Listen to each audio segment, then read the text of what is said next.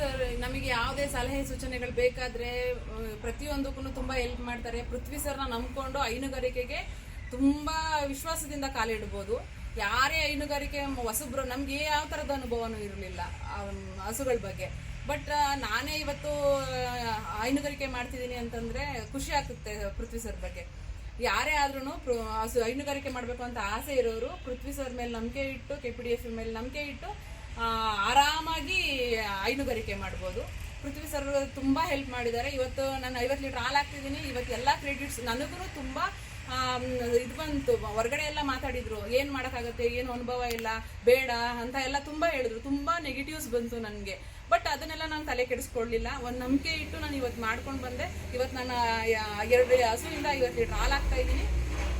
ತುಂಬಾ ಖುಷಿ ಇದೆ ನನಗೆ. ಇನ್ನೂ ಹೆಚ್ಚಿನ ಸಂಖ್ಯೆಯಲ್ಲಿ ಮಾಡಬೇಕು ಅನ್ನೋ ಆಸೆ ಇದೆ.